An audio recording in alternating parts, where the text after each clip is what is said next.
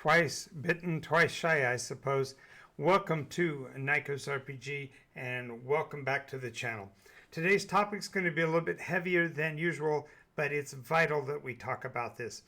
We are talking about some of the biggest cultural missteps tabletop RPGs have made in recent years and how we as designers, players, and storytellers can grow beyond them. If you play, run, or design games, this article's for you.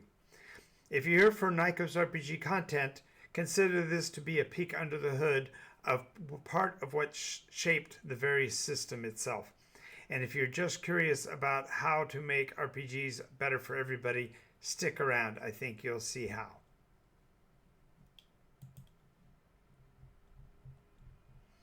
Alrighty, I'm Jonathan Albin. This is Game Master's Guide, where I try to help you make your games the greatest possible.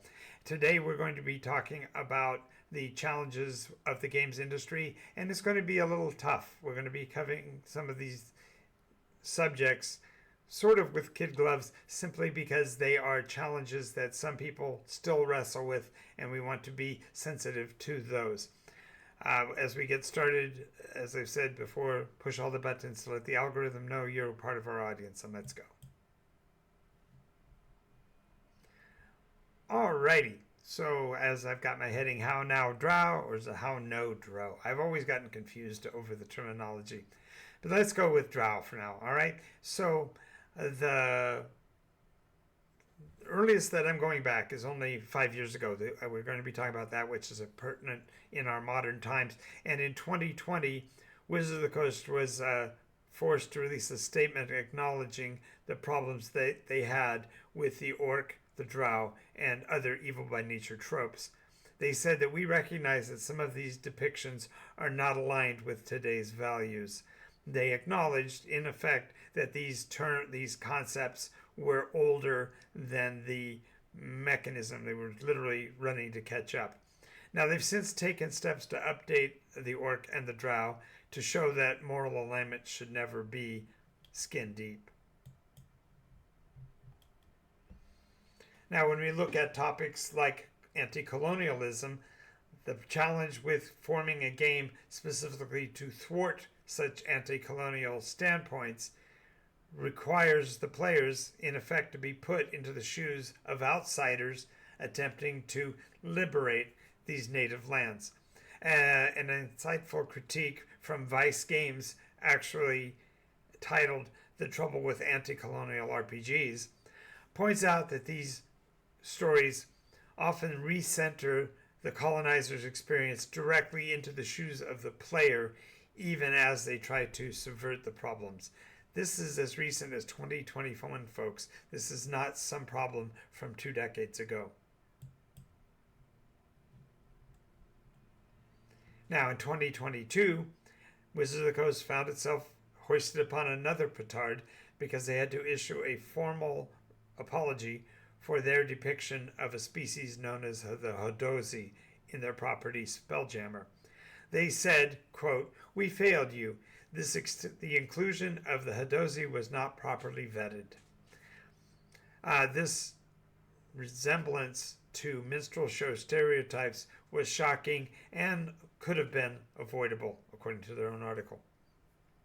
The challenge, of course, is that when you are trying to present something to be enjoyable, you have to consider the implications, and not every publisher can be so agile as to face and recognize those difficulties even as their stories move forward. And so it becomes problematic for a game master, let alone a publisher, to focus his story to avoid those pitfalls, and they come back to bite us if they become published, as the saying goes.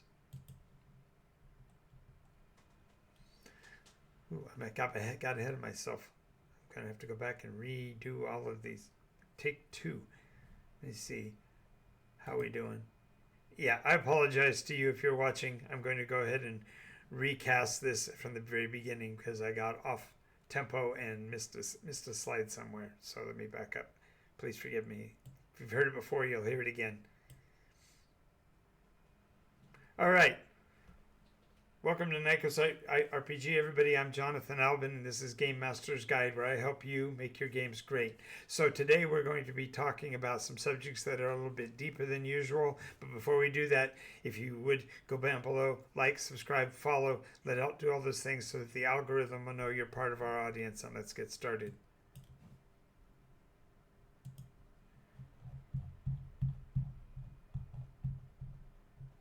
Alrighty. Welcome back to the channel. Today's topic is going to be a little heavier than usual, but it's vital that we cover it. We're talking about some of the biggest cultural missteps tabletop RPGs have made in recent years and how we, as designers, players, and storytellers, can grow beyond them. If you play, run, or design RPGs, or games in general, this one's for you. Now, if you're here for NycosRPG content, consider this to be sort of a peek under the hood for what might have shaped this system. And if you're just curious about how to make RPGs better for everybody, please stick with us. I think you'll see the gist.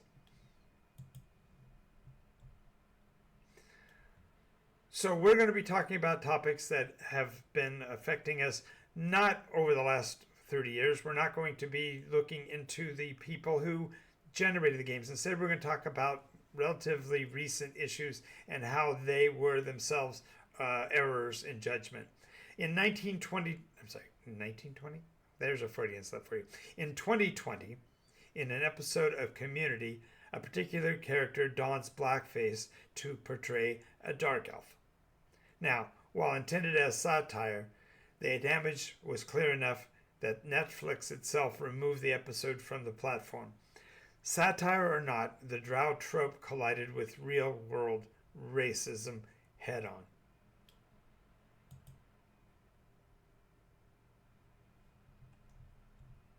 Now, this issue doesn't go away with that particular issue. Instead, it is a predicate to a release by Wizards of the Coast in 2020 acknowledging that some of the depictions are not aligned with today's values.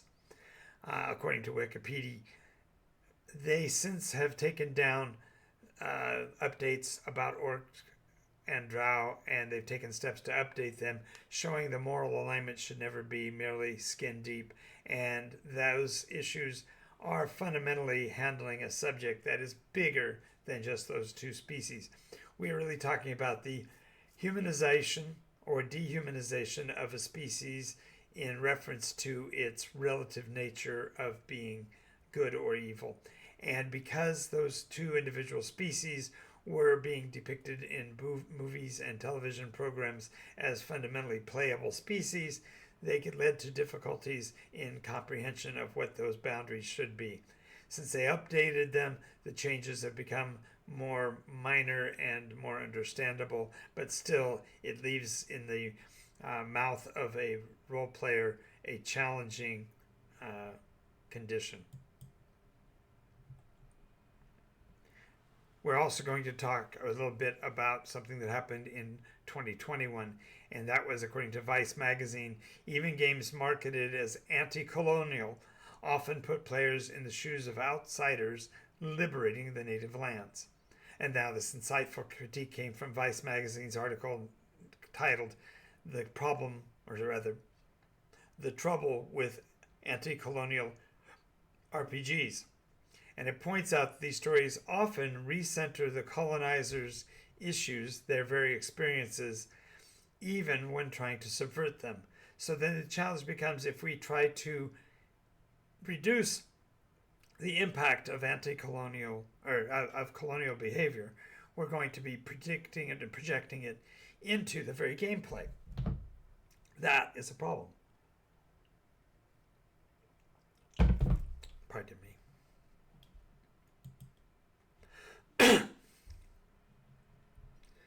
All right, so the next comes up in 2022. Wizards of the Coast was having a bit of a trouble during that period, and they issued a formal apology for the depiction of a specific species in their property Spelljammer. They said, and I quote, "We failed you. The inclusion of the Hadozee was not properly vetted." This quote by Wizards of the Coast is issue talking about the resemblance of that species, the Hadozee, to minstrel show stereotypes of the past, and it was shocking and would have been avoidable. And so the issue really is that the publishers sometimes can't operate quickly enough to catch these issues because certain people see them as entertainment and enjoyable, where others see them as offensive and objectionable. And interacting with the public after the fact leads to such overt requirements for apology.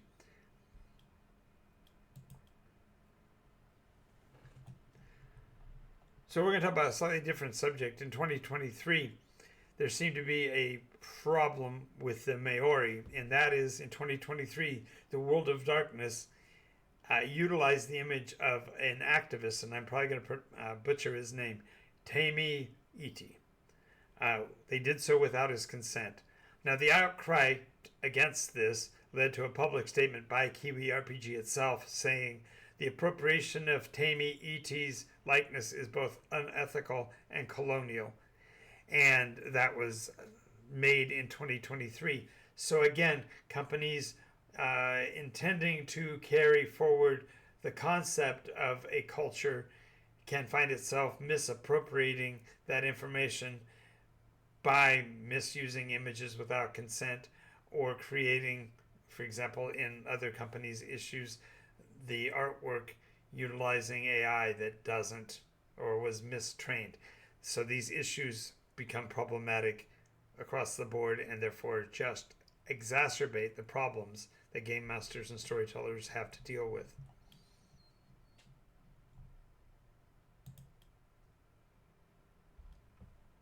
Now, this actually carries forward now when you're starting to look farther back in the past.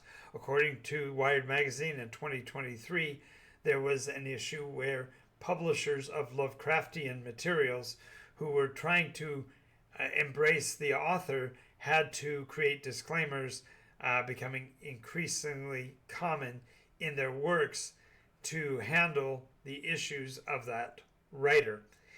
They claimed that it was not about censorship, it's about transparency and context. In other words, you had to draw attention to the missteps in advance, but in the process, you're actually exacerbating the problem and bringing even more of it to the fore.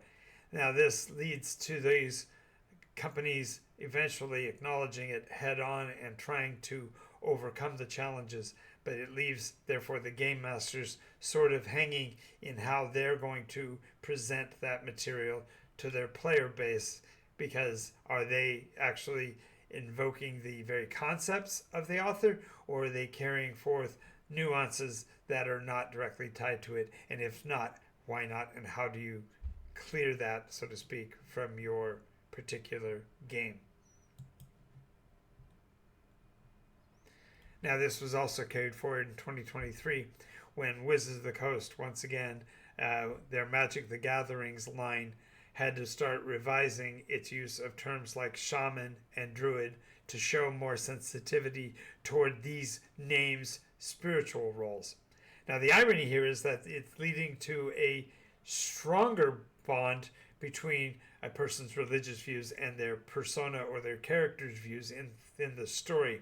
And this discussion was highlighted across the game's official forums, blogs, flame wars burst out, and articles like the one from Dicebreaker noted how these changes reflect increasing awareness of the appropriation that is going on in pop media and how it is becoming more widespread and less focused, less directed.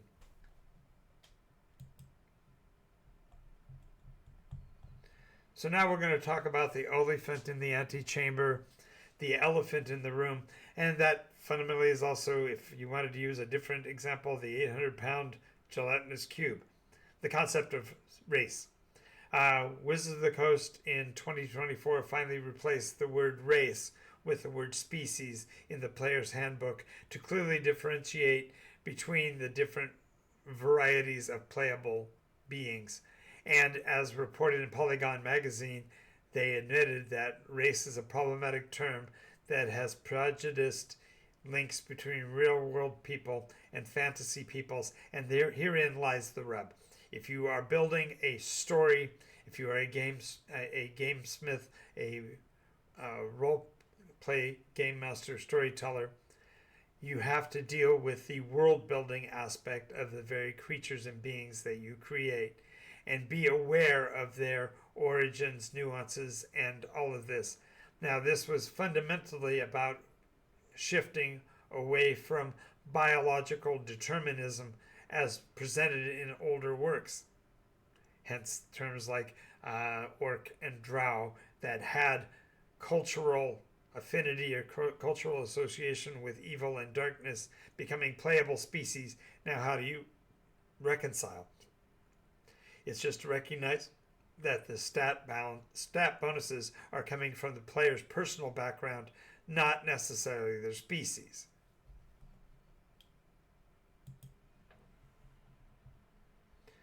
Well, everything seems to go in full circle, and so we, as my father would say, we're back in another row about the drow, or is that another row about the drow? I still don't have those terms figured out. I don't necessarily use that species name, so therefore it's not a problem for me. But back to them. The drow have always been leaning into colorism. They depicted dark-skinned beings as inherently evil. And that, of course, is a problem.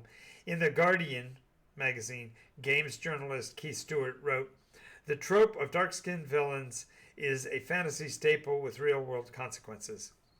Now, even newer products, such as Monsters of the Multiverse, attempted to reframe the drow, but the legacy of that darkness remains, according to The Guardian. So the issue really is what you are creating and why they are there. And this perhaps is the one place where we start to step away. In the case of the world of Nykos, the separation of that which is clearly defined in documentation by different authors and putting them instead into a place wherein the very concept of the species is defined by the culture of the players involved, you tend to drive yourself away from these heavy tropes. But that doesn't always work, as I will show you in this last example. So in 2025, that means this year, a product is being announced and released that is going to be controversial, and I'm perhaps ahead of myself in talking about it, the concept of GiantLands. And according to their own materials, and this is a quote from The Guardian magazine, in 2025, GiantLands caused a controversy when one of its developers claimed that their setting had no white people, or USA, as a statement of decolonizing world building. Now, critics would argue that the exclusion of a species or a group is not the answer to the exclusion of other species or groups. Framing equity as an erasure is itself a misstep, as reported in The Guardian. So that leads us to the problem of what do we do? Do we just simply cascade all of the problems and kick them down the road and leave them all in the open? No, instead what we need to do is consider what's really going on within our role-play games, whether they are the private individual types or whether you're talking about the release of a new property. So the question really becomes, why do we talk about this at all? Because RPGs aren't just rulebooks and dice. They're a social technology. They let us tell stories together, and that means they allow us to reflect and shape the values of the people that we have at the table. What we play matters, that's certain, but how we play matters more. And how we treat people who sit with us, especially different people at the table, how do we do that? That's really the heart of it. And this is where the rubber meets the road. NycosRPG was born out of a desire to build better stories, better storytellers, and better players. We don't have to agree with every point here. We don't have to agree with any of them. You can disagree with me completely. But if you love role-playing games, it's worth asking, who is currently not at your table, and why aren't they there? So I leave the question to you. How do you handle these issues and conflicts at your table? Are there any of these problematic issues that come up within your sessions, or have you found ways to avoid them completely? In my case, I would say that we don't have to deal with it because we have, in many cases, simply pushed these subjects off the table as whenever they arise and resolve them, so they no longer are a problem. But we'll go more into that later. Thanks for watching. I appreciate your comments. I'd love to hear from you. Like, subscribe, and drop a comment if something that I've said today has challenged you or perhaps confirmed what you've always felt. And remember what Jean Acker, one of our veteran players, always says. She says, we exist here on Earth, but we live on Nikos. So let's play.